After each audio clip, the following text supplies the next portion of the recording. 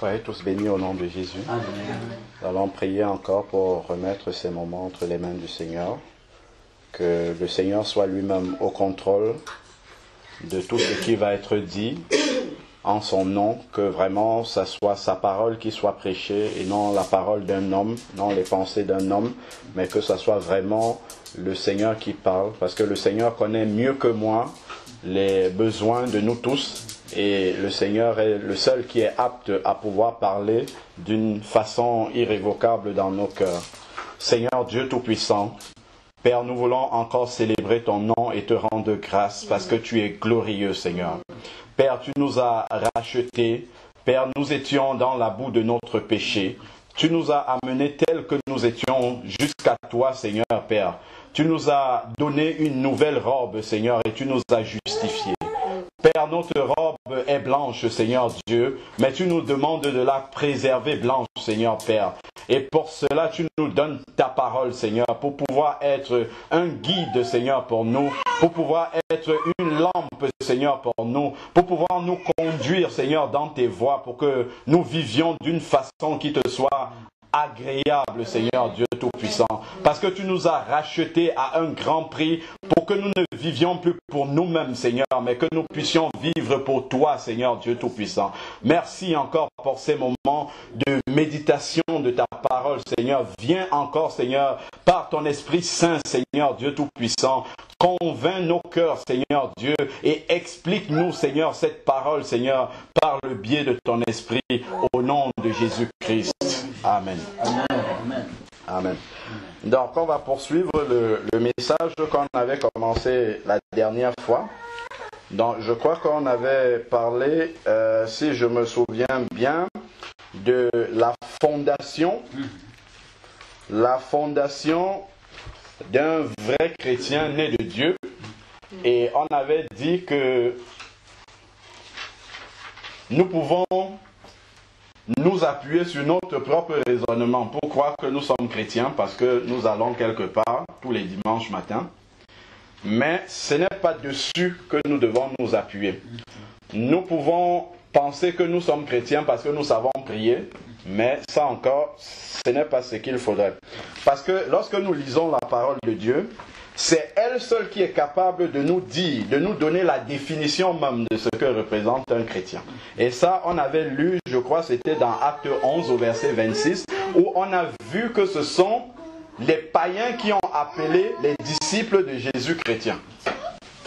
Donc, tous les chrétiens, bibliquement, doivent d'abord être des disciples. Et on a commencé à voir, c'est quoi un disciple de Jésus? On a posé cette première fondation, ou si vous préférez, la première strate de la fondation, et on a dit cette première strate-là, c'est une vraie conversion. Une vraie conversion biblique. C'est par là que tout commence.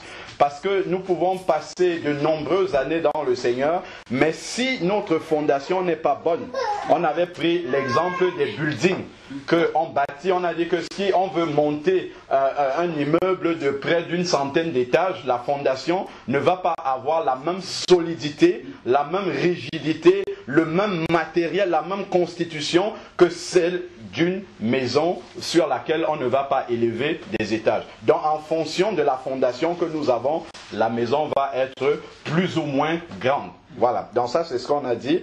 Et concernant la vraie conversion, on a dit la première étape d'une vraie conversion, c'est de réaliser qu'on est pécheur et perdu, quel que soit le cas, quel que soit ce que nous faisons de bien, quel que soit si nous avons un passé où nous allions à l'église ou pas, tout ça peu importe. Si nous faisons beaucoup de bien, ça peu importe. C'est pas ça la définition du vrai chrétien dans la Bible. Donc, la première étape, réaliser qu'on est pécheur et perdu. Et on avait lu dans Romains 3, 23 qui dit « Tous ont péché et sont privés de la gloire de Dieu. » Voilà, donc il n'y a pas un seul juste sur la terre, pas même un seul. Romains 3, 10. Voilà, donc quand on réalise cette étape qui est en fait la nature adamique que nous avons héritée. Parce que la Bible dit dans Romains 5 au verset 12 que par un seul homme est entré le péché dans le monde et ce péché-là s'est étendu de génération en génération jusqu'à nous. Dans un enfant, vous ne lui apprenez pas à faire du mal, il fait le mal naturellement parce que c'est en lui. À partir du moment où on a réalisé que ce péché-là est en nous, Dieu ne nous laisse pas dans cet état-là. Pendant toute la vie d'un être humain, Dieu va passer le temps à cogner à la porte de son cœur. Comme nous dit Apocalypse 3:20, je me tiens à la porte. Dieu ne force pas l'entrée dans le cœur de quelqu'un, pas du tout. Il se tient à la porte et il frappe. Si celui qui entend ma voix et qui ouvre, on peut entendre la voix de Dieu sans ouvrir le cœur. Voilà. Il y a beaucoup de personnes qui entendent des messages parler de Dieu, ainsi de suite, mais jamais ils n'ouvrent la porte de leur cœur. Donc la parole de Dieu ruisselle sur eux, comme les gouttes d'eau peuvent ruisseler sur la peau d'un pigeon. Voilà, donc ça passe dessus, mais ça n'entre pas. Ce n'est que lorsque on ouvre le cœur, comme dit Apocalypse 3:20, il dit « Et j'entrerai dans sa maison et je souperai avec lui et lui avec moi. » C'est-à-dire que nous allons entrer dans une communion. Et la communion, ça veut dire qu'il y a deux intervenants. La communion, ce n'est pas à sens unique. Beaucoup de personnes prient, mais peu sont ceux qui peuvent recevoir les réponses de Dieu et comprendre comment Dieu communique. Parce que lorsque nous nous convertissons, Dieu nous accorde son Esprit Saint. Et l'Esprit Saint, c'est un appareil, si je veux comparer ça à la technologie, c'est un appareil qui nous permet de capter les ondes de Dieu, de capter la réponse de Dieu, de capter le langage de Dieu. Les gens du monde ne peuvent pas comprendre le langage de Dieu, pas du tout. C'est pour ça que la parole de Dieu nous dit que la chair ne peut pas recevoir les choses de l'esprit. Elle ne peut pas comprendre ces choses-là. Donc ce n'est que lorsqu'on se convertit comme ça, Dieu nous accorde son Esprit Saint. À ce moment-là, nous pouvons prier et comprendre comment Dieu répond à nos prières. Et comprendre comment il répond à ce que nous lui demandons. Parce que nous avons son Esprit pour discerner. Sinon, nous sommes comme des personnes sans repère. Lorsqu'on va voir quelque chose, on va dire c'est Dieu qui a répondu, alors que c'est peut-être le diable qui a répondu. Parce que le diable peut répondre aussi aux prières. Le diable a cette capacité-là de répondre aux prières. Donc maintenant, il faut avoir l'Esprit de Dieu pour discerner ce qui vient véritablement de Dieu. Et nous avons dit que la clé, s'il y a un mot à retenir concernant justement la première strate de la vraie conversion, c'est la repentance. C'est ça la clé d'une vraie conversion, la repentance. Et la définition de la repentance, elle est très simple, c'est se détourner de sa vie passée pour se tourner vers Dieu. C'est ça. Abandonner la vie passée. Amen. Abandonner, couper avec la vie passée pour consacrer sa vie totalement à Dieu. C'est ça la définition de la conversion. Et ensuite, dans la deuxième étape maintenant, la deuxième strate, si on veut, de cette fondation-là, c'est justement, maintenant que j'ai donné ma vie au Seigneur, il doit avoir une preuve que je suis un chrétien. Il doit avoir une différence entre moi et celui qui n'est pas converti. C'est le changement de vie. La deuxième strate, c'est le changement de vie. Première strate de la fondation d'un vrai chrétien, c'est une vraie conversion biblique. Et ça, s'il y a un mot à retenir, c'est la repentance. La deuxième strate, c'est le changement de vie. Et le changement de vie est la preuve qu'on est réellement converti à Jésus. Sinon, on peut toujours dire beaucoup de paroles, mais si notre vie ne change pas, si notre vie n'est pas transformée, on ne peut pas dire que nous connaissons Jésus. Nous pouvons toujours confesser de notre bouche, mais comme on a vu dans Acte 11, 26, ce sont les païens qui ont vu les disciples et qui ont dit ceux-ci sont des chrétiens. Donc les païens, nous observant, doivent pouvoir réaliser que ceux-ci sont différents de nous. Amen. Vous êtes dans le monde, mais vous n'êtes pas du monde. Amen. Pourquoi? Parce que vous ne ressemblez pas au monde. Amen. Si vous ressemblez au monde, dans votre manière de faire, c'est que vous êtes du monde. Voilà, c'est pour ça que Jésus disait que le monde va nous haïr. Pourquoi le monde va nous haïr? Parce qu'il nous a pris au milieu du monde et il nous a sortis du monde. C'est cela même la conversion. Il nous prend du royaume des ténèbres et il nous amène dans le royaume de la lumière. Et ceux qui sont restés dans le royaume des ténèbres réalisent que celui-là, il est passé de l'autre côté. C'est pour ça que nous subissons des persécutions. Parce que le diable utilise ceux qui ne sont pas convertis pour nous persécuter. En fait, c'est le diable qui parle au travers d'eux. Pourquoi? Parce qu'on n'appartient plus au même monde. Il y a un qui est passé des ténèbres à la lumière et l'autre qui est resté dans les ténèbres. Et on ne peut plus faire chemin ensemble. C'est à un moment donné, ça fait comme ça. Voilà, ça c'est ce que nous devons comprendre. Donc, la deuxième strate, c'est le changement de vie qui vient justement attester que nous sommes passés d'un royaume, le royaume des ténèbres, au royaume de la lumière. Alors, prenons le premier verset d'aujourd'hui, c'est Acte 26, au verset 20. Acte 26, 20. Alors, Acte 26, 20 nous dit, c'est Paul qui est en train de comparaître devant le roi Agrippa. On peut même commencer au verset 19 pour mieux comprendre. Acte 26, verset 19. En conséquence, roi Agrippa, je n'ai pas désobéi à la vision céleste, mais à ceux de Damas d'abord, puis de Jérusalem, dans tout le pays de Judée, puis aux païens, j'ai annoncé. Qu'est-ce qu'il a annoncé? Regardez dans quel ordre. Les mots ne sont pas choisis au hasard ici. Il dit, j'ai annoncé premièrement la repentance.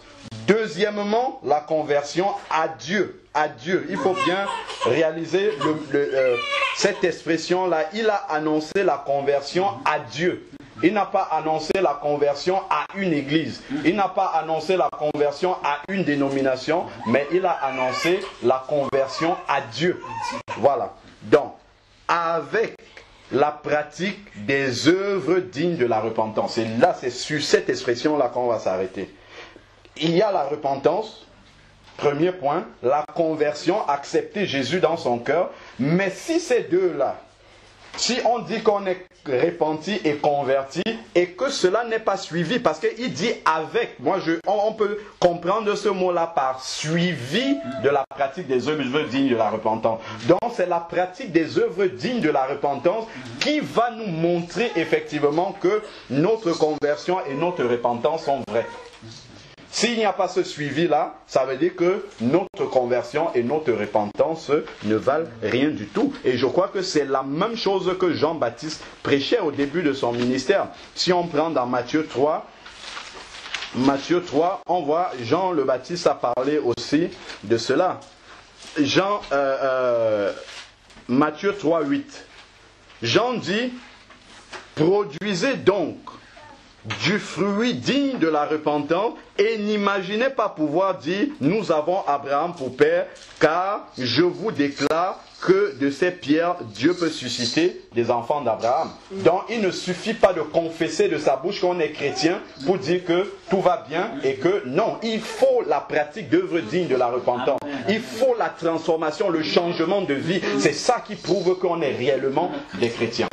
Ça, c'est ce qu'on doit comprendre. Alors, donc, Paul a prêché la repentance, la conversion et la pratique d'œuvres dignes de la repentance.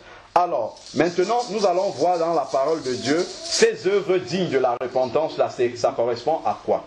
Nous devons d'abord comprendre, comme nous dit Éphésiens 2, du verset 8 au verset 10, ce n'est pas par nos œuvres que nous sommes sauvés. Mais c'est seulement par la foi dans le nom de Jésus. Donc ces œuvres-là ne sont pas à pratiquer pour être sauvés. Non, c'est pas ça. C'est juste la foi en Jésus qui sauve. Mais par contre, une fois qu'on est sauvé, nos œuvres prouvent que nous sommes réellement sauvés. Donc ces œuvres que nous allons pratiquer sont la preuve que nous sommes sauvés. Autrement dit, sont la preuve que nous sommes réellement convertis à Jésus. Alors, donc, nous voyons dans une deuxième partie les signes d'un chrétien né de nouveau, les vrais signes. Qu'est-ce qui prouve dans sa vie, dans la vie de quelqu'un qu'il est réellement né de nouveau? Première étape, premier point, c'est qu'il pratique la justice. Nous pouvons lire ça dans 1 Jean 2, 29. On va rester un peu dans les épîtres de Jean. 1 Jean 2, 29, c'est le premier signe qui montre qu'un chrétien, que quelqu'un est devenu chrétien. En fait, si je peux le dire comme ça. Alors, 1 Jean 2, 29 dit, si vous savez qu'il est juste, reconnaissez que quiconque pratique la justice est né de lui. Ça veut dire que celui qui est converti, celui qui est chrétien, il aime ce qui est juste. C'est quelqu'un qui ne va plus pratiquer du favoritisme, par exemple. Il ne va plus avoir l'esprit de parti. On lui relate une affaire entre deux personnes. Il ne va pas trancher en fonction du fait qu'il ait des rapports particuliers avec un des deux protagonistes, mais il va juger selon l'Esprit de Dieu. Amen. Amen. Il va juger selon la justice de Dieu. Même si ça doit le mettre en porte-à-faux avec celui avec lequel des deux protagonistes il a des relations, il doit juger selon la justice de Dieu. C'est ça, ça montre réellement qu'il a l'Esprit de Dieu en lui. Dans la justice, on peut mettre aussi, c'est quelqu'un qui est attaché à l'intégrité. C'est quelqu'un qui ne va plus rechercher les voies détournées, non. Il veut ce qui est clair, ce qui est net, ce qui est juste. C'est cela qu'il va rechercher et il va encourager les gens à demeurer également dans cela. Il y a un petit témoignage que j'avais écouté. C'est un monsieur qui entre dans le bus, un pasteur. Il entre dans un bus et il achète son ticket. Le chauffeur du bus lui rembourse de l'argent plus que ce qu'il ne fallait. Bon, il rentre, il regarde, il voit qu'on lui a remboursé quelques centimes seulement de plus. Alors, il reste. Pendant tout le trajet, c'est en train de trotter dans sa tête. Parce qu'il a l'Esprit de Dieu, c'est un pasteur. Bon, c'est pas parce qu'il est pasteur qu'il a l'Esprit de Dieu, mais il avait l'Esprit de Dieu quand même. Alors, l'Esprit de Dieu lui dit, mais tu as dans ta poche là, quelques centimes qu'on t'a donné, il faut que tu ailles remettre là-bas. Et une autre voix lui dit, c'est seulement quelques centimes, c'est rien du tout, c'est bon, c'est pas grave, tu peux laisser tomber et tout. Et il avait ce combat-là dans ses pensées durant tout le trajet. Et juste avant de descendre, il se dit, bon, tant qu'à faire, même si c'est quelques centimes, je vais aller remettre son chauffeur du bus. Il vient, il dit, monsieur, vous m'avez donné quelques pièces en plus.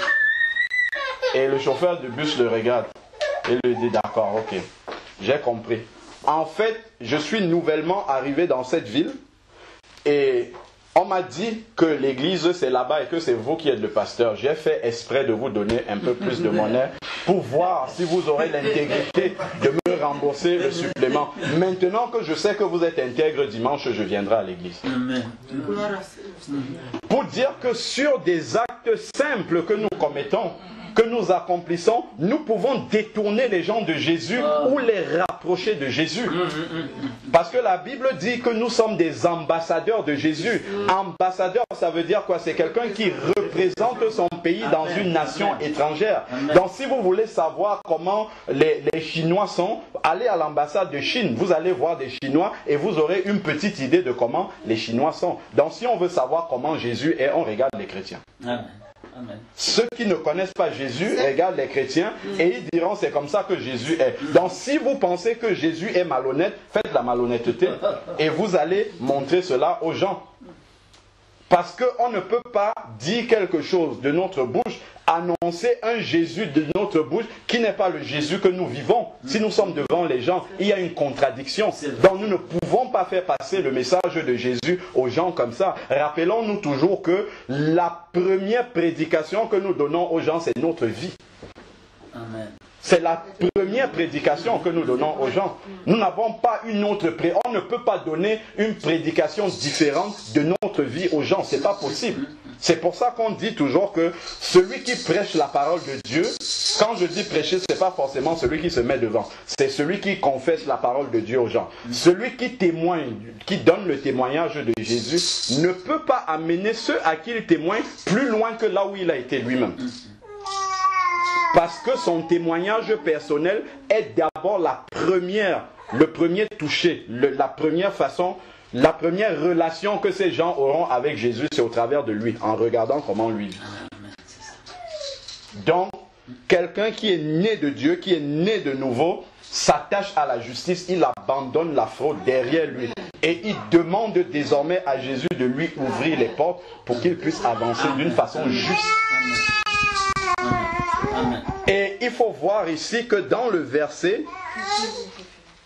il dit, reconnaissez que quiconque pratique la justice. Dans le verbe pratiquer, il y a la notion de habituel ici derrière. Donc s'il vit dans l'injustice, c'est-à-dire c'est un mode de vie pour lui, là il y a un problème.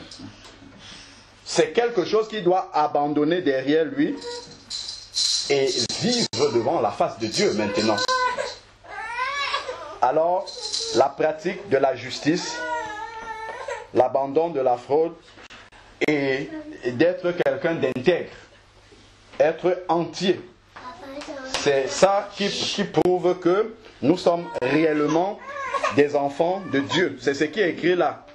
La fin de la phrase, c'est « est né de Dieu », c'est-à-dire « est né de nouveau », « est né de l'Esprit de Dieu ».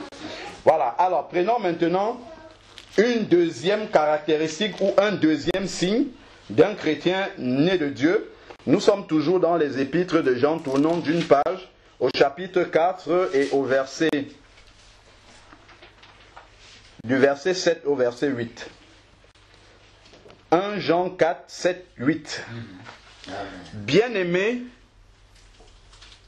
aimons-nous les uns les autres, car l'amour est de Dieu. Et quiconque aime est né de Dieu, c'est-à-dire né de nouveau, et connaît Dieu. L'amour est un signe que nous connaissons Dieu. Parce que nous pouvons connaître Dieu intellectuellement. C'est-à-dire que ça se limite dans notre tête. Nous savons que Dieu existe. Mais si ça ne se manifeste pas par l'amour, ça veut dire que nous ne le connaissons pas. Amen. Même si notre bouche dit que nous connaissons. Donc nous devons nous appuyer sur ce que la Bible dit. Verset 8. Celui qui n'aime pas n'a pas connu Dieu. Celui qui n'aime pas, vous voyez quelqu'un comme ça, vous dites celui-là, sa tête ne me revient pas, vous l'aimez, ça veut dire que vous ne connaissez pas Dieu. Même si vous allez au culte tous les jours. Car Dieu est amour. Voilà, la définition même de Dieu, c'est Dieu est amour. Et ça renvoie au verset le plus important de la Bible. Car Dieu a tant aimé le monde qu'il a envoyé son Fils unique. Il a tant aimé, c'est par amour que son Fils est venu sur la terre. Alors, si Dieu est amour, comment est-ce que l'amour se manifeste au milieu des enfants de Dieu? Nous devons comprendre déjà, dans un premier temps, comment est-ce que l'amour se manifeste. Parce que nous pouvons dire « je t'aime ». C'est facile de le confesser avec la bouche. Parce que le fait de le dire ne nous engage en rien. Mais c'est quelque chose qui doit se prouver, l'amour. Et ça, nous l'avons dans la parole de Dieu, dans Romains 8, au verset 5. Il dit « Car Dieu prouve son amour en ce que lorsque nous étions encore des pécheurs, il a envoyé son Fils mourir à la croix pour nous. » Dieu prouve son amour. Nous aussi, nous devons prouver notre amour. Ce n'est pas simplement la confession, comme je disais, verbale, mais ça doit se prouver par des actes concrets. Nous devons poser des actes qui montrent que nous avons de l'amour pour quelqu'un. Si on dit à quelqu'un qu'on l'aime, c'est suivi d'actes qui montrent véritablement que nous aimons cette personne-là. Et c'est même plus au travers des actes qu'une confession verbale qu'on pourra voir véritablement si nous aimons cette personne. Et la Bible dit, celui qui n'aime pas, dans le verset d'avant, bien-aimés, aimons-nous les uns les autres. Donc nous devons aimer tous les hommes sans aucune exception. C'est parce que quand Dieu prouve son amour en envoyant son Fils, c'est pas mourir pour une personne, c'est pas mourir pour son village, c'est pas mourir pour sa famille. Non, c'est pour tous les hommes qui se donnent. nous aussi, pour refléter cet amour de Dieu-là, nous devons aimer tous les hommes sans aucune exception sur la terre.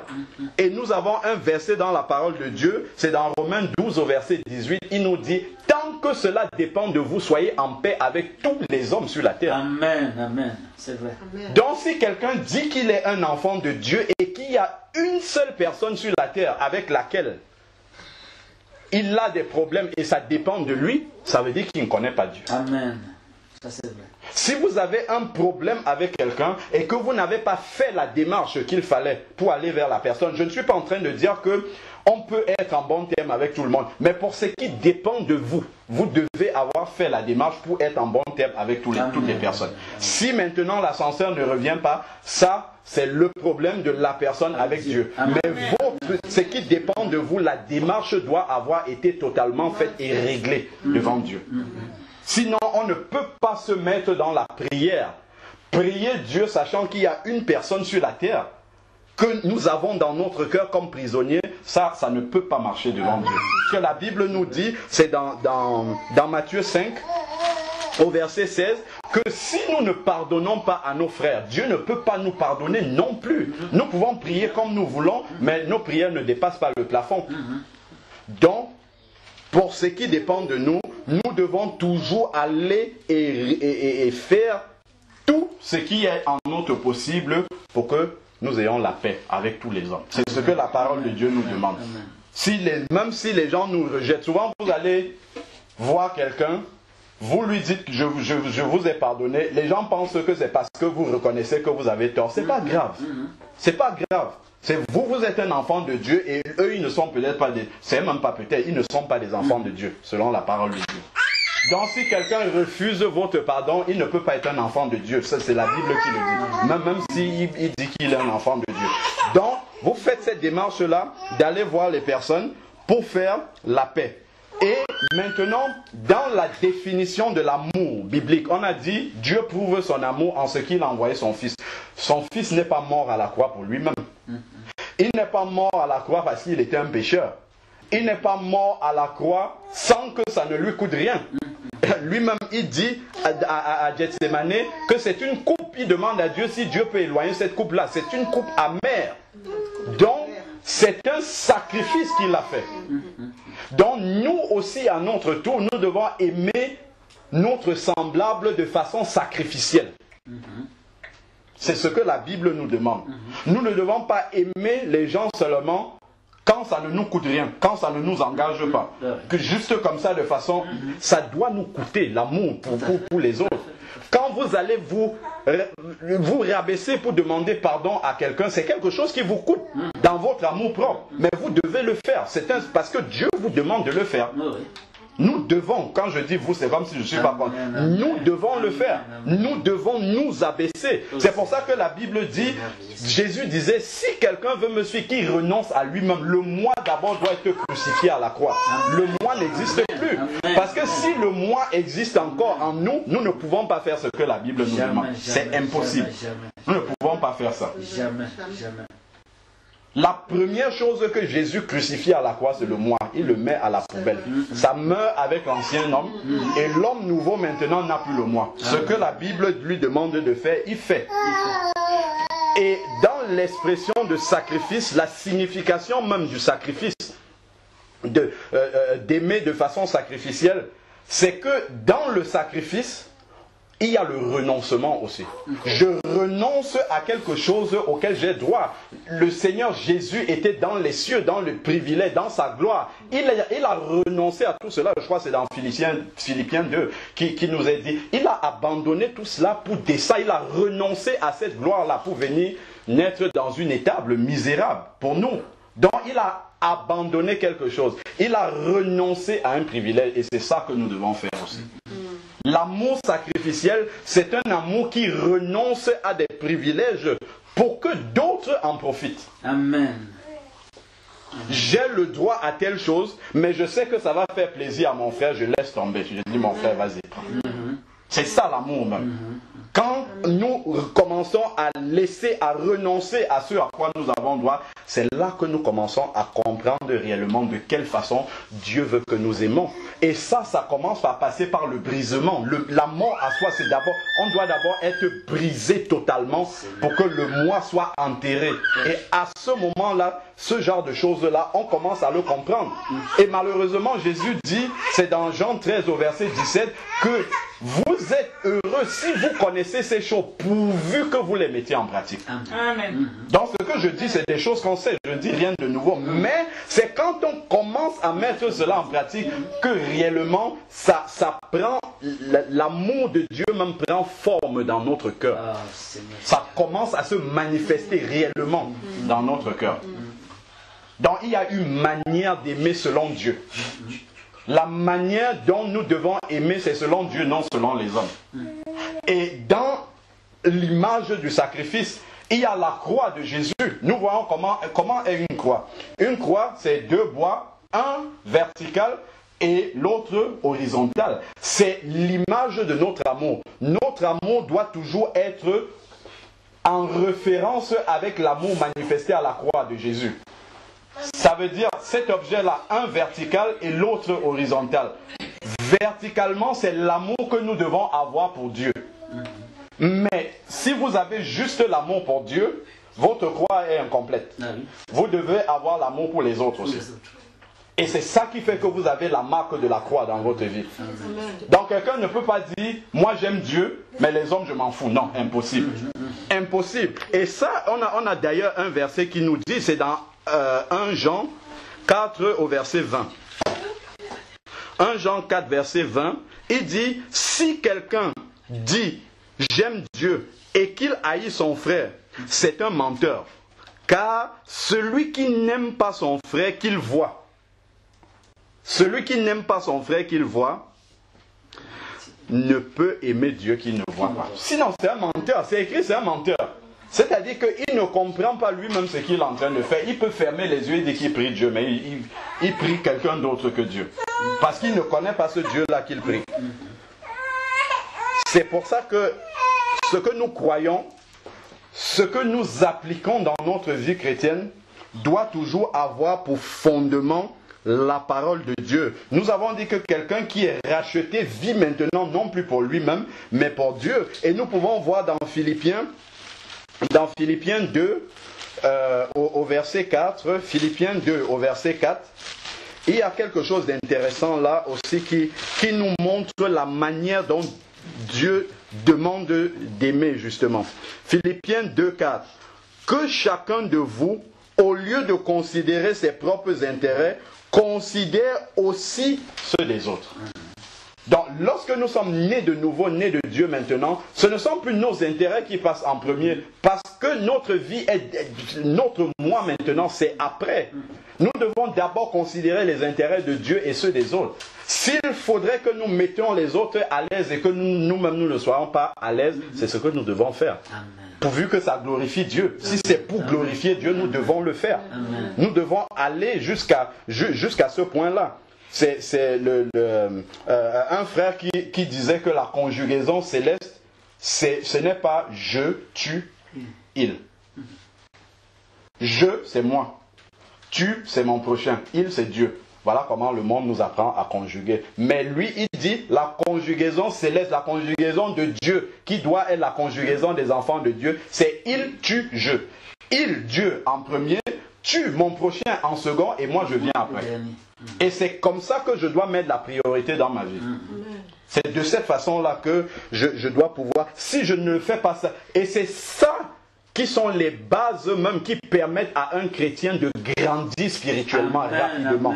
Ce sont ces fondements-là qui manquent dans la vie des chrétiens et on les voit tourner en rond comme ça des années et des années, ils ne progressent pas. C'est sur des bases, mais ça c'est pas une révélation.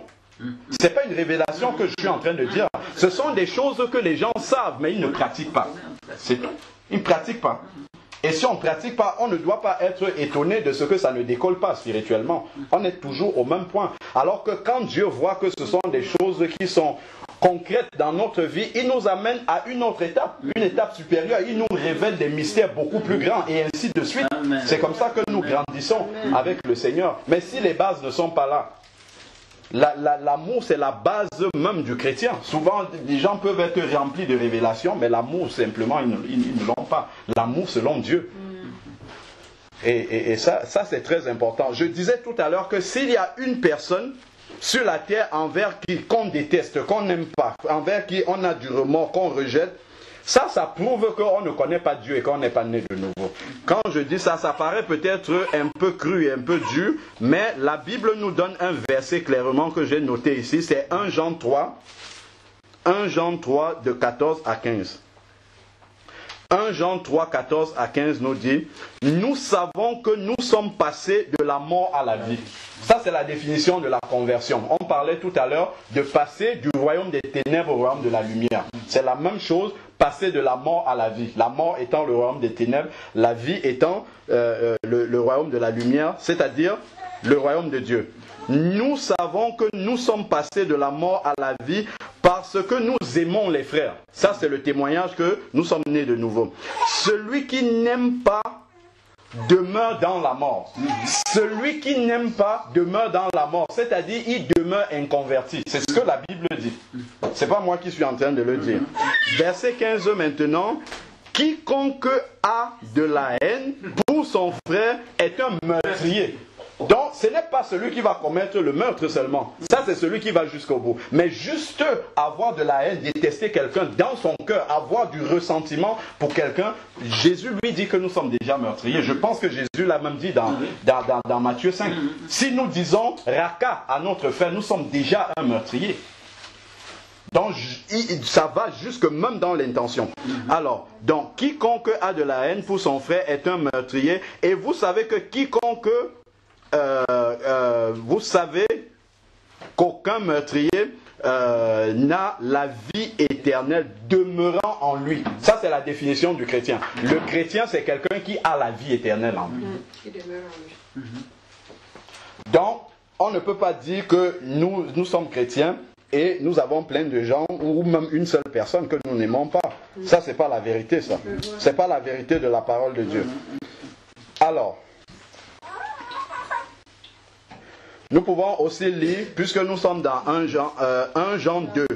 Regardons 1 Jean 2 du verset 9 au verset 11. C'est très instructif aussi.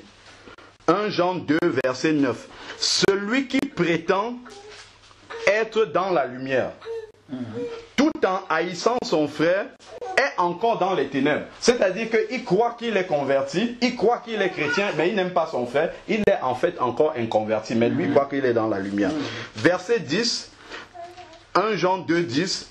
Celui qui aime son frère demeure dans la lumière et ne risque pas de tomber. Donc l'amour pour les autres permet au Seigneur aussi de nous soutenir dans notre marche chrétienne. Il ne risque pas de tomber. Donc celui qui a de l'amour pour ses frères, Dieu le soutient. Ça, nous devons également le savoir. Mais celui qui a de la haine, nous sommes dans le verset 11, pour son frère, est dans les ténèbres. Il marche dans les ténèbres et ne sait pas où il va parce que les ténèbres ont rendu ses yeux aveugles. Ça, c'est quelque chose qui doit nous renvoyer à nous-mêmes pour que nous puissions réfléchir nous-mêmes intérieurement. Est-ce que, Seigneur, révèle-moi sur la terre, est-ce qu'il y a encore des gens à qui j'en veux? Parce que c'est d'abord ça, si les gens m'en veulent, ça c'est pas grave ça. Tant que ça dépend de moi. Donc c'est de mon côté que la chose se passe. Si les gens m'en veulent, s'ils ont de bonnes raisons bibliques, je dois aller vers ces personnes-là. Si les raisons ne sont pas fondées, il faut que moi j'ai fait la paix par rapport à cela. Et c'est ça qui permet justement de faire monter la prière. Sinon, c'est un grand obstacle dans la prière. Bon, maintenant, nous avons vu l'amour que Dieu nous demande de manifester. Nous pouvons aussi voir toujours dans l'esprit du sacrifice aussi. L'esprit de sacrifice, je donne suffisamment de versets parce que chacun peut trouver dans un verset vraiment une parole que Dieu lui adresse directement.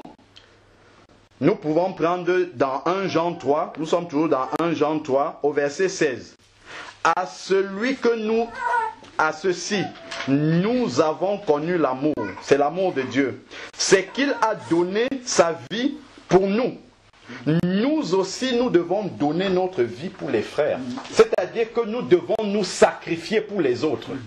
Nous devons nous abandonner nous-mêmes pour les autres. Nous devons nous oublier nous-mêmes pour en faire bénéficier les autres. C'est ce que la Bible nous demande de faire. Nous devons oublier notre propre moi pour que les autres en profitent. Il le dit encore dans Jean 15, je crois. Jésus l'a dit lui-même. C'est quelque chose d'important.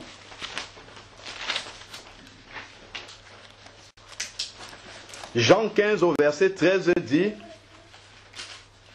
il n'y a pour personne de plus grand amour que de donner sa vie pour ses amis. C'est sacrifier sa propre vie pour ses amis, pour des personnes qu'on aime.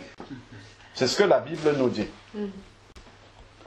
Maintenant, on ne doit pas seulement parler d'amour comme ça, sans donner tous les aspects de l'amour de Dieu. Parce que l'amour de Dieu n'est pas simplement un amour, un amour bonbon, un amour qui est comme ça sans la vérité. Parce que le fait de cacher la vérité à quelqu'un, pour éviter que la personne se fâche, on peut penser que c'est un acte d'amour. Pourtant, la Bible nous dit que nous devons aimer, mais dans la vérité. Nous ne devons pas cacher la vérité à quelqu'un, même si c'est que cette vérité-là va déranger cette personne-là. C'est par amour que nous allons dire la vérité à la personne. Dans l'amour de Dieu est comme ça. Et Jésus, même lui-même, n'avait pas la langue de bois. Il disait les choses telles qu'elles sont. À ses disciples d'abord et aux pharisiens ensuite. Et ça, on peut voir dans la deuxième épître de Jean juste après. Premier verset. Jean 2 au verset 1.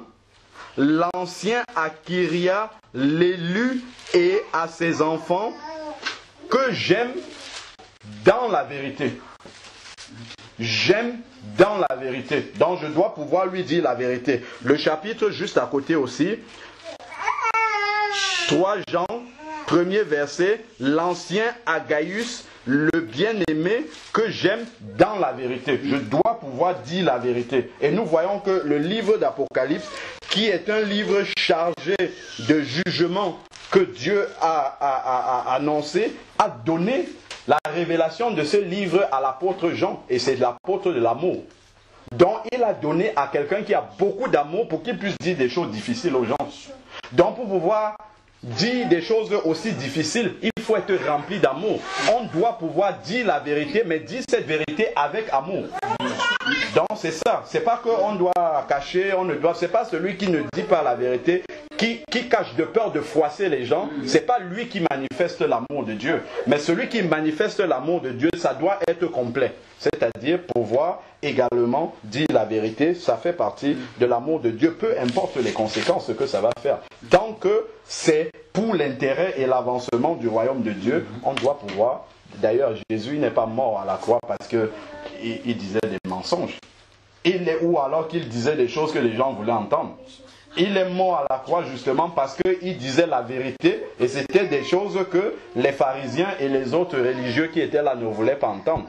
Donc il est mort pour la vérité. Et ça, celui qui aime de l'amour de Dieu doit pouvoir dire la vérité. Alors, avançons maintenant. Donc, le premier signe d'un chrétien né de Dieu, c'est qu'il pratique la justice. Le deuxième signe, c'est qu'il a de l'amour pour les frères, l'amour selon Dieu. Et en troisième lieu maintenant, c'est il ne pratique pas le péché. Donc, on a ce verset, je crois qu'on l'avait lu peut-être la dernière fois, on va relire. C'est dans 1 Jean 3, du verset 9 au verset 10. 1 Jean 3, verset 9 au verset 10.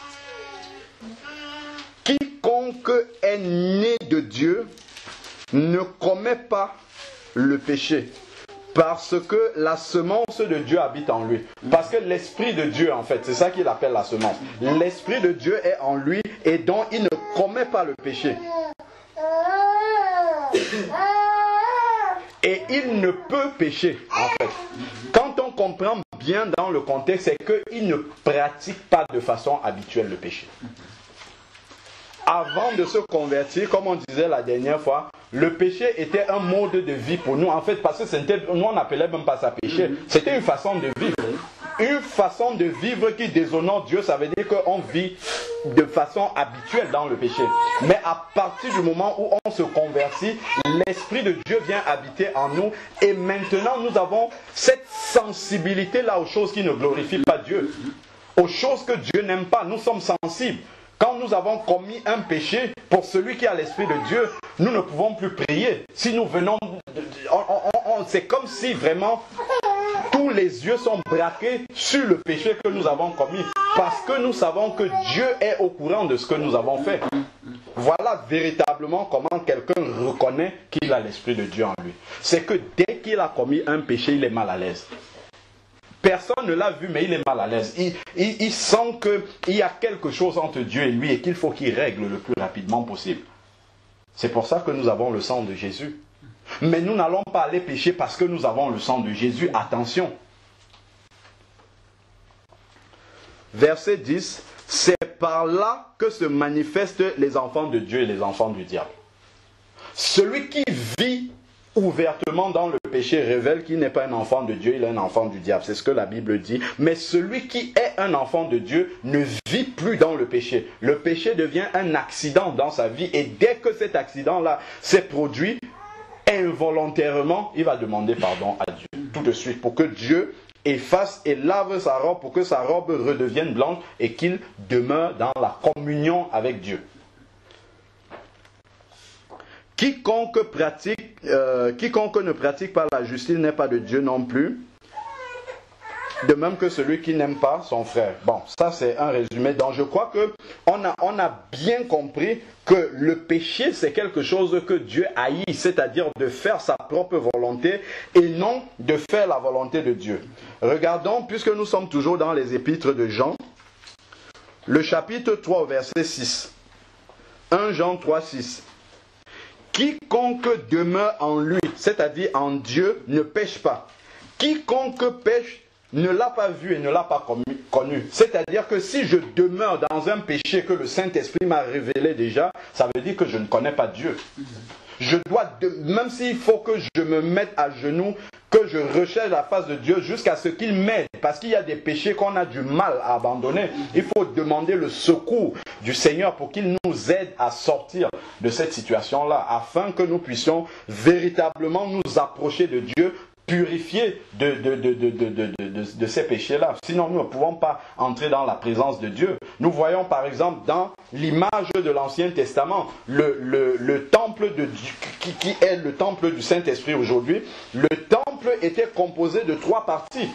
Le parvis extérieur où le peuple restait, ensuite le lieu saint et le lieu très saint, où le souverain sacrificateur seul entrait une fois par an. Mais après s'être purifié, mais d'une façon, il faut lire dans Lévitique, comment est-ce qu'il fallait qu'il soit pur pour entrer dans la présence de Dieu. Et nous, aujourd'hui, 24 heures sur 24, nous avons accès à la présence de Dieu. Nous devons être purifiés aussi de la même façon. De tout péché, nous devons être purifiés pour pouvoir entrer dans la présence de Dieu. Le verset 8 dit, 1 Jean 3, 8, celui qui commet le péché, c'est-à-dire qui le pratique habituellement, est du diable, car le diable pêche dès le commencement. Le Fils de Dieu est apparu pour détruire les œuvres du diable. Dans le péché, nous devons avoir le péché en horreur, parce que Dieu a le péché en horreur. Si nous sommes les enfants de quelqu'un, avec son esprit, nous devons voir les choses comme il les voit. Nous ne devons pas tolérer le péché parce que Dieu ne tolère pas le péché. Nous devons haïr le péché parce que Dieu hait le péché. Amen. Nous ne devons pas voir par exemple l'homosexualité. Nous savons que Dieu hait l'homosexualité et parce que les gens vont nous appeler homophobes, nous disons bon ok, on peut accepter. Non, on n'accepte pas parce que Dieu ne l'accepte pas. Et Dieu a détruit 2 villes, Sodome et Gomorrhe. Pour ce péché, nous devons voir les choses comme Dieu les voit et le dire, pouvoir l'affirmer. Et c'est ça qui montre que nous sommes véritablement des enfants, de vrais enfants de Dieu. Nous ne devons pas nous laisser aller à tout vent, comme comme des gens qui ne connaissent pas la vérité de Dieu, nous devons avoir le même regard que Dieu. C'est pour ça qu'il nous donne son esprit d'ailleurs. Pour que nous puissions voir les choses comme il les voit. Si Dieu ne tolère pas le péché, c'est la même chose que nous devons également faire. Et il y a d'ailleurs un verset qui nous encourage, qui devrait nous encourager justement à haïr le péché dans notre vie. Regardons la page d'après, 1 Jean 5, 18. 1 Jean 5, 18. Nous savons que quiconque est né de Dieu ne pêche pas, on l'a déjà suffisamment dit, mais celui qui est engendré de Dieu le garde, mais celui qui est engendré de Dieu le garde, et le malin ne le touche pas. Donc quelqu'un qui ne pratique pas le péché, le diable n'a pas le droit de le toucher. Pourquoi? Parce que dans sa vie, il n'a pas des choses qui appartiennent au diable. Parce que le diable réclame des choses qui lui appartiennent. Le diable a autorité dans ma vie. Dès lors que j'ai des choses qui lui appartiennent, il vient récupérer. Il a le droit de récupérer. Mais si je suis un enfant de Dieu qui vit dans la sanctification, qui vit dans la crainte de Dieu, qui vit loin du péché, qui confesse son péché dès que Dieu lui montre, le diable n'a rien à faire avec moi. Il n'a rien, il ne touche, c'est écrit, hein, il ne le touche pas, il ne peut même pas venir. Dans votre maison, le diable ne peut même pas poser sa main comme ça sur la serrure de votre porte. Parce qu'il n'y a rien qui lui appartient là-dedans. Donc si le diable n'a rien dans notre vie, il n'a pas le droit de venir récupérer quelque chose. C'est d'ailleurs un verset qui nous montre qu'un vrai chrétien né de Dieu ne peut pas être possédé par un démon. Ce n'est pas biblique du tout. Parce qu'il est le temple du Saint-Esprit. Et dans le temple du Saint-Esprit, l'Esprit de Dieu habite et en même temps, un démon ne peut pas habiter dans le même endroit que l'Esprit de Dieu. C'est incompatible. Il se garde lui-même. Oh là là. Il se garde. Donc c'est sur ces petits aspects-là que nous négligeons que le diable utilise pour avoir une entrée dans notre vie. Parce que quand nous avons des portes ouvertes dans notre vie, les esprits. c'est comme ça. Si nous fermons les portes, effectivement, il n'a aucun droit d'entrer dans notre vie. Alors, prenons maintenant le quatrième aspect, c'est toujours dans 1 Jean. 1 Jean 1, de 5 à 7. Voici le message que nous avons entendu de lui et que nous annonçons. Dieu est lumière, il n'y a pas en lui de ténèbres. Si nous disons que nous sommes en communion avec lui et que nous marchions dans les ténèbres, nous mentons et nous ne pratiquons pas la vérité. Mais si nous marchons dans la lumière, comme lui-même est lumière, nous sommes en communion les uns avec les autres et le sang de Jésus nous purifie de tout péché. Donc, le quatrième point, le chrétien qui est vraiment né de nouveau, c'est quelqu'un qui marche dans la lumière. Qu'est-ce que ça veut dire marcher dans la lumière?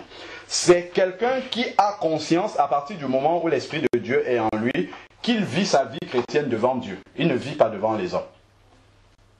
Il ne craint pas les hommes, mais il craint Dieu. Amen. Ça veut dire que tout acte qu'il va poser, il sait qu'il est devant Dieu et que Dieu le voit. Souvent, les gens ont peur des hommes et n'ont pas peur de Dieu. Parce que les hommes, on les voit et on a peur de la sanction des hommes. Même seulement quand un homme te voit faire quelque chose, c'est déjà une sanction. Et on a moins peur de Dieu. Mais nous devons réaliser que même si je suis dans ma chambre, elle est fermée, la lumière est éteinte, Dieu est là, il est présent, il voit ce que je fais. Amen.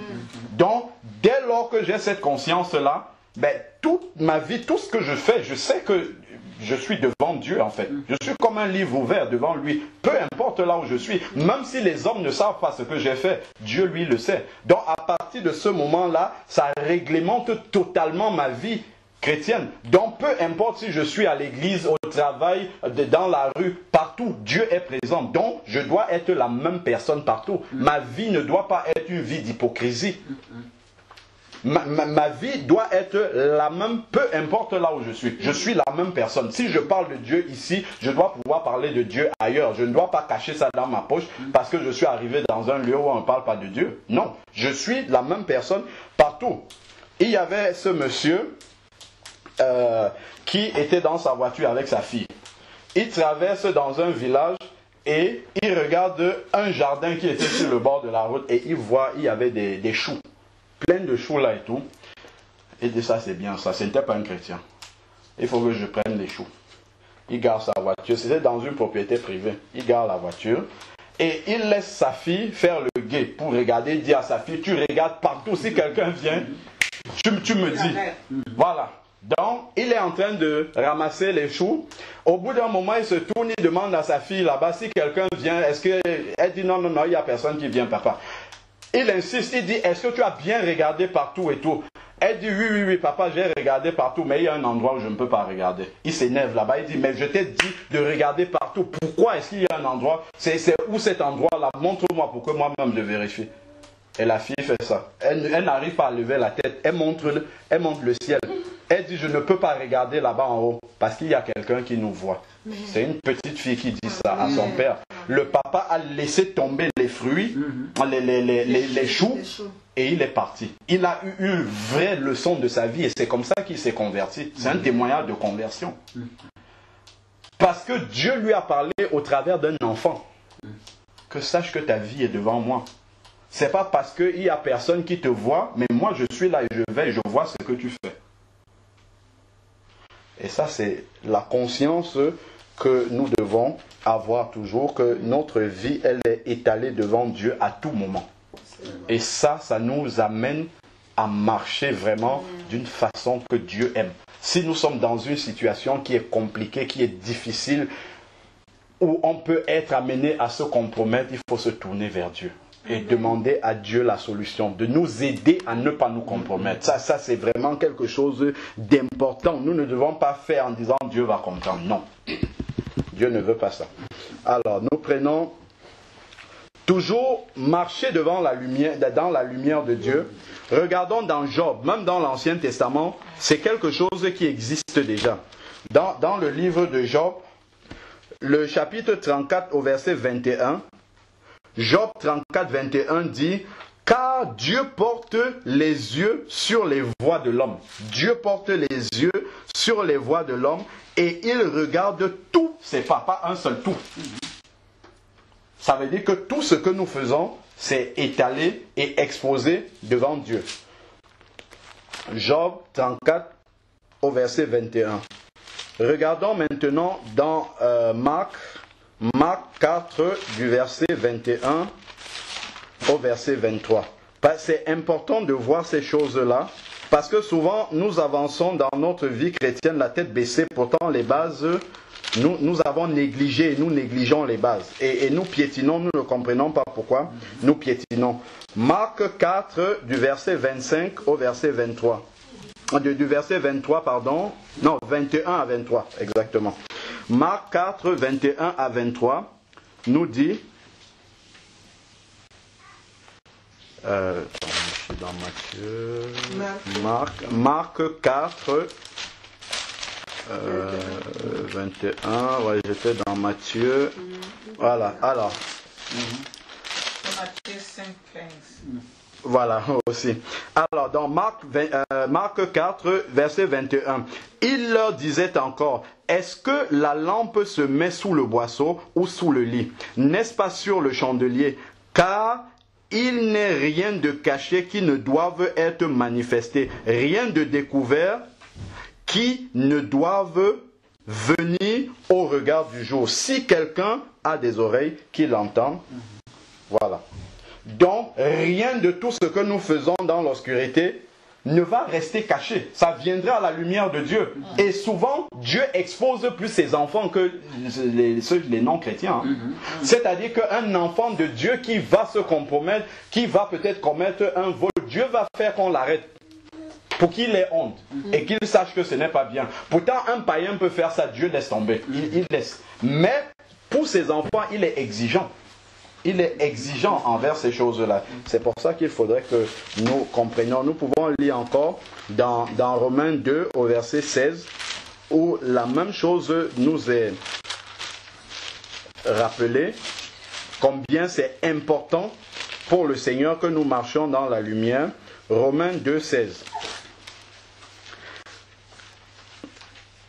c'est ce qui paraîtra au jour où, selon mon évangile, Dieu jugera par Christ Jésus les actions secrètes des hommes. Donc nous ne devons pas avoir des actions secrètes dans notre cœur, dans notre vie. Il faut les amener à la lumière de Dieu, se repentir et que Dieu efface ça. Sinon, de toutes les manières, il y aura un jour où Dieu va les juger. Donc autant ne pas amener ces problèmes, ces actions secrètes que nous avons dans le cœur le jour du jugement. Il faut venir avec un caddie vide, plutôt qu'un caddie rempli de choses que Dieu nous a déjà montrées à mettre en règle et que nous avons négligées. Donc, nous avançons rapidement. Le 5e point, c'est que le chrétien né de Dieu, né de nouveau, il obéit à la parole de Dieu. 1 Jean 2, de 3 à 5. 1 Jean 2, de 3 à 5 nous dit: à ceci, nous reconnaissons que nous l'avons connu, si nous gardons ses commandements. Celui qui dit « je l'ai connu » et qui ne garde pas ses commandements est un menteur. Et la vérité n'est point en lui. C'est quand nous obéissons à la parole de Dieu que nous montrons, que nous témoignons que nous sommes vraiment nés de nouveau. Parce que quand on dit accepter Jésus comme sauveur, oui, il est mort à la croix pour nous, mais aussi comme Seigneur. C'est-à-dire que désormais notre vie est soumise aux enseignements et aux commandements de Jésus. Et c'est en gardant, en pratiquant la parole de Dieu que nous montrons réellement que nous sommes nés de nouveau. Si c'est quelque chose qui reste intellectuellement dans notre tête et que nous ne mettons pas en pratique, cela ne sert à rien. Nous pouvons avoir une tête remplie de versets bibliques, remplie de passages bibliques, mais ce en quoi nous croyons réellement, c'est ce que nous mettons en pratique. Donc Dieu ne cherche pas à savoir l'étendue de notre connaissance dans la parole de Dieu, mais au milieu de tout ce que tu sais de la parole de Dieu et que Jésus a dit, qu'est-ce que tu mets en pratique? C'est ce que tu mets en pratique qui montre ce à quoi tu crois. Et c'est tout. Dieu se limite à ce que tu mets en pratique. Tout le reste que tu connais là, c'est du superflu. Et c'est Jacques qui dit que lorsque nous lisons la parole de Dieu, nous ne devons pas oublier. Donc nous devons toujours nous examiner, nous regarder au travers du miroir de la parole de Dieu. Amen. C'est ça qui est le standard. Nous ne devons pas nous voir comme les hommes nous voient. Parce que les hommes, le regard des hommes sur nous peut nous tromper. Ça peut nous amener à croire que nous sommes quelque chose. Mais nous-mêmes, dans notre intimité avec Dieu, nous savons qui nous sommes. Et Dieu le sait. Et le diable aussi le sait. Le diable aussi le sait. C'est pour ça qu'il sait qui peut attaquer. Donc, nous devons faire bien attention à ces choses, à garder. Il y a un chapitre dans la parole de Dieu, je crois c'est dans Jean 14, où il a passé le temps au moins sur 4-5 versets dans le même chapitre, a dit: si nous aimons le Seigneur, nous gardons ses commandements. C'est la preuve que nous aimons le Seigneur, c'est parce que nous appliquons ses commandements. Sinon, nous parlons seulement dans le vent. Alors, regardons par exemple dans Matthieu 8. Et il y a quelque chose de très très intéressant là-dedans. Matthieu 8, du verset 28 au verset 32. C'est quelque chose, quand je lis ce passage-là, ça me fait beaucoup réfléchir. Matthieu 8, verset 28 au verset 32. Quand il eut abordé sur l'autre rive dans le pays des Gadaréniens, 2 démoniaques sortant des tombeaux vint à sa rencontre. On parle de Jésus ici. Jésus qui débarque dans le pays des Gadaréniens. Donc 2 démoniaques viennent à la rencontre de Jésus. Écoutons donc ce qui se passe lors de cette rencontre-là. Ils étaient si redoutables que personne n'osait passer par là. Ils lui crièrent. Voilà, les démoniaques crient à Jésus: que veux-tu de nous, fils de Dieu? Ça déjà, ça attire mon attention. Voilà des démoniaques remplis de l'esprit du malin, remplis de démons qui viennent et qui disent: que veux-tu de nous, fils de Dieu? Les démons même reconnaissent Jésus comme le fils de Dieu et ils tremblent. Donc quelqu'un qui dit: Jésus, je reconnais Jésus comme le fils de Dieu, ce n'est pas suffisant pour dire qu'il est chrétien. Mais un chrétien doit reconnaître que Jésus est fils de Dieu. Mais ça ne suffit pas. Donc, vous allez en route, vous faites un sondage, vous demandez aux gens, est-ce que Jésus est le fils de Dieu? Si quelqu'un dit oui, ça ne veut pas dire qu'il est chrétien. Ça ne suffit pas. Parce que même les démons reconnaissent que Jésus est le fils de Dieu. Avançons. Es-tu venu ici nous tourmenter avant le temps? Donc, ils reconnaissent que Jésus a le pouvoir de les tourmenter. Alors, verset 30. Il y avait loin d'eux un grand troupeau, voilà, de pourceaux qui paissaient. Les démons, voilà, on nous précise bien que ce sont les démons. Les démons suppliaient, si tu nous chasses, envoie-nous dans ce troupeau de pourceaux. Donc, les démons peuvent prier aussi.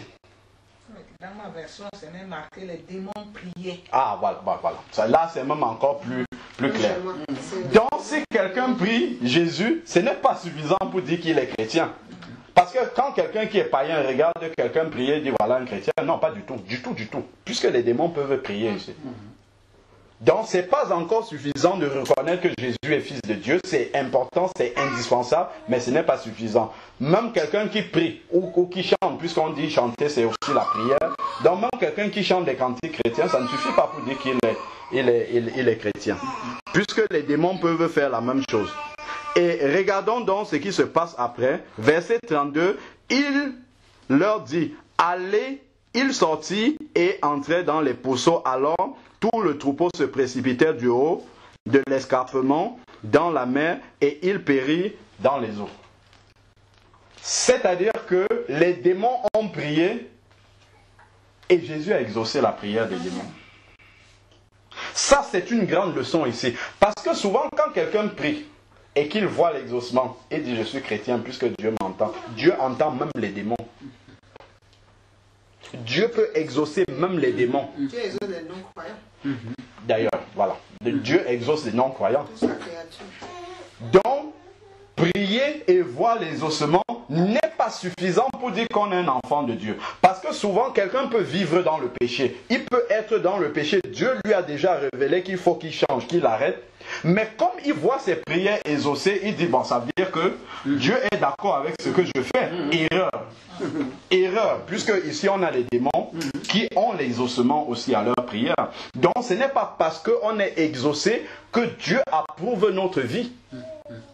De la même manière, les gens courent après les miracles. Des gens peuvent faire des miracles. Dieu, voilà, ça ne veut pas dire que leur vie est conforme à ce que Dieu demande. Quelqu'un peut faire les miracles même sans être de Dieu. D'ailleurs, le Seigneur nous dit dans Matthieu 7, voilà.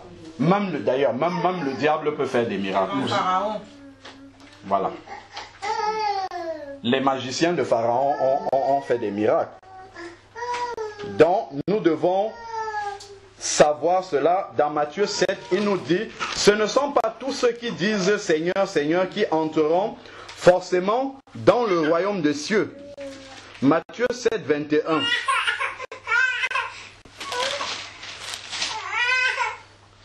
Matthieu 7, 21.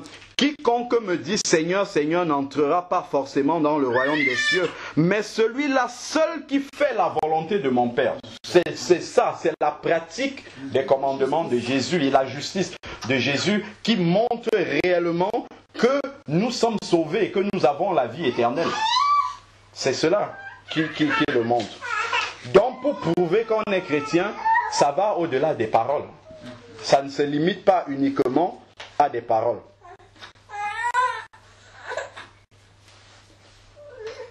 Et nous allons terminer maintenant. La dernière caractéristique, il peut en avoir une infinité, mais on va s'arrêter là, se limiter à la 6e. C'est dans 1 Jean 5, de 4 à 5. Les épîtres de Jean, c'est bien quand même quand on mentionne le contexte dans lequel Jean a écrit ses épîtres.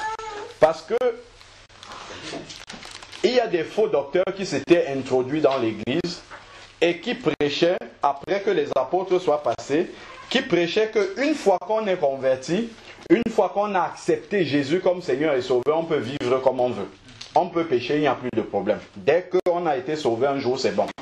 Jusqu'à la fin, on sera sauvé. C'est pour ça que Jean a écrit ses épîtres pour dire attention. C'est pas parce que vous dites que vous avez accepté Jésus que ce salut-là, vous l'avez nécessairement. Votre vie doit le prouver et doit le témoigner, pas une seule fois, mais jusqu'à la fin. C'est pour ça que quand Jésus écrit dans Apocalypse 2 et Apocalypse 3 les lettres aux 7 églises, il dit toujours à celui qui vaincra. Paul va dire, j'ai combattu le bon combat, j'ai gardé la foi jusqu'au bout. C'est-à-dire qu'il a vécu comme Dieu veut jusqu'à la fin. Et ce n'est qu'à la fin de sa vie que la couronne de justice lui sera donnée. Pourquoi? Parce qu'il a achevé la course. Si on commence seulement avec le Seigneur et qu'on retourne dans le monde, on peut perdre son salut. Parce qu'on entend beaucoup dire qu'on ne peut pas perdre le salut, mais non, la Bible dit autre chose. La Bible a un autre message. Nous devons non seulement accepter Jésus, vivre comme il veut, mais aller jusqu'au bout de la course. Alors, on avait dit 1 Jean 5 de 4 à 5. On va terminer là-dessus. Dernière caractéristique. 1 Jean 5 de 4 à 5. Parce que tout ce qui est né de Dieu, c'est-à-dire né de nouveau, tous ceux qui sont nés de Dieu, triomphent du monde. Et voici la victoire qui triomphe du monde, notre foi. Verset 5. Qui est celui qui triomphe du monde, sinon celui qui croit que Jésus est le Fils de Dieu? C'est-à-dire qu'il doit avoir une différence nette entre celui qui a l'esprit du monde et celui qui a l'esprit de Dieu. Celui qui a l'esprit de Dieu ne doit plus pratiquer la même chose que le monde pratique. Celui qui a l'esprit de Dieu ne doit plus être attiré, ne doit plus avoir un attrait. Il doit avoir vomi le monde. Le monde doit sortir de lui. C'est la première chose que Jésus fait. Il nous prend tel que nous sommes, mais il sort ce qui n'est pas de son royaume de nous. Donc voilà pourquoi quand quelqu'un est né de nouveau, vous allez le voir au début, il ressemble encore beaucoup au monde. Mais au fur et à mesure qu'il avance, vous voyez comment il abandonne point par point les choses qui reflètent le monde en lui. Il abandonne, jusqu'à ce qu'il reflète maintenant l'image de Jésus. Moi, je vois au début de ma conversion, je l'ai témoigné la dernière fois, j'aimais beaucoup danser. Jusqu'à ce qu'un jour, dans un mariage, je vais me lever pour danser. Je sens comment je ne dois pas, mon pantalon reste comme ça. C'est comme ça que j'ai abandonné. Et le Seigneur continue à travailler. Dans les petits, j'avais beaucoup de CD, de DVD, de la musique du monde. Je gravais ça pour donner aux gens. Mais un jour, j'avais commencé même déjà à écrire des messages. J'étais en train d'écrire un message comme ça. Et là, le Seigneur me dit, qu'est-ce que tu as encore dans tes effets? Il faut que tu jettes ça. J'ai commencé à rassembler. J'avais près de 500 ou 600 CD, tout rassemblé à la poubelle. Dans le disque dur, tout ce qui était musique du monde, j'ai supprimé les uns après les autres. Parce que j'étais converti, mais là, il y avait encore quelque chose qui ne plaît pas à Dieu. Et ça continue jusqu'à ce qu'on meure, jusqu'à ce qu'on ne soit plus sur la terre. Dieu va éliminer. Il commence d'abord par éliminer tout ce qui est grossier et après il entre dans les détails. Tac, ça. Voilà, il faut que tu élimines ça. Donc tout ce qui reflète encore le monde dans notre vie, il ne faut pas qu'on soit surpris. Si Dieu nous montre, il faut abandonner. Plus rapidement on abandonne, mieux c'est. Sinon, ça nous fait tourner en rond. Les standards du monde. Dans le monde, quelqu'un est considéré parce qu'il a beaucoup de diplômes ou parce qu'il a réussi dans la société et ainsi de suite. Mais Dieu ne voit pas les choses comme ça. Donc tout cela, nous ne devons pas considérer les gens comme le monde considère les gens. Amen. Nous ne devons pas accorder une importance sur les mêmes standards que le monde. Pas du tout. Nous devons aimer les gens parce qu'ils sont des créatures de Dieu. Amen. Voilà pourquoi, lorsque tu es dehors en train d'évangéliser ou de parler de Jésus, tu peux aller voir un mendiant dans la rue qui est sale, tu l'embrasses parce que c'est une créature de Dieu. Amen. Amen. Il est abandonné de tout le monde, mais il est tellement surpris de voir quelqu'un qui s'intéresse à lui. Et c'est ce que Jésus faisait. C'est ce que Jésus faisait. Et ça, c'est ça qui montre réellement que nous avons reçu le Seigneur dans notre cœur. Amen. Parce que nous voyons les choses telles qu'il voit et on ne voit plus comme le monde voit. C'est fini. On abandonne le monde avec ses attraits, avec son amour, avec ses standards et tout cela. Et désormais, nous voyons les choses comme Dieu les voit. Je pense que au regard de ce que nous avons vu, il y a encore un autre verset, hein, pour ceux qui veulent bien le noter, dans 1 Jean 2, de 15 à 16, où il parle de la même chose. N'aimez pas le monde ni ce qui est dans le monde. Si quelqu'un aime le monde, l'amour du Père n'est pas en lui. Et quand j'ai abandonné la danse, ça me revient maintenant, c'est après avoir obéi que Dieu a commencé à m'expliquer pourquoi il fallait abandonner la danse et la musique du monde. Ce n'est pas avant. Il ne m'a pas expliqué ça d'abord avant. Il a attendu que j'obéisse d'abord avant réellement de m'expliquer qu'est-ce qu'il y a là-dedans et qu'il n'aime pas. Et voici ce que le Seigneur m'a expliqué. Lorsque Jésus se trouve dans le désert avec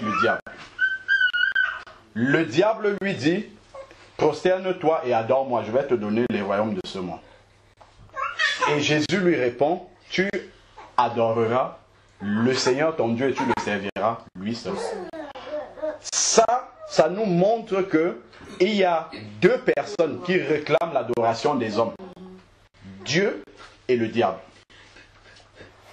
Sachant que tout ce qui ne glorifie pas Dieu glorifie le diable. C'est bipolaire. Il n'y a pas le milieu. Il n'y a pas le milieu. Si nous faisons quelque chose qui ne glorifie pas Dieu, c'est que le diable est content. Amen. Nécessairement. Donc à partir de ce moment-là, Dieu me dit que dans l'adoration du Seigneur, nous adorons Dieu. Mais le diable se déguise en ange de lumière pour venir séduire les hommes. Le diable sait que s'il vient vers un vrai chrétien et il lui dit adore-moi, le chrétien ne va jamais faire ça.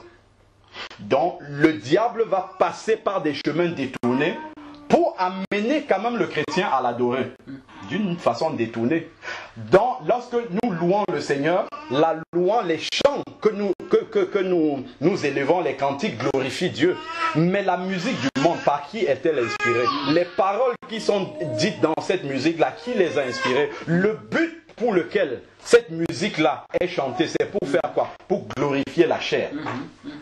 Dieu, la chair ne peut pas glorifier Dieu. Seul l'esprit. Voilà pourquoi il dit, nous adorons, les vrais adorateurs sont ceux qui adorent en esprit, pas avec la chair. Adorent en esprit et en vérité. Parce que seul l'esprit peut glorifier Dieu, la chair ne peut pas le faire.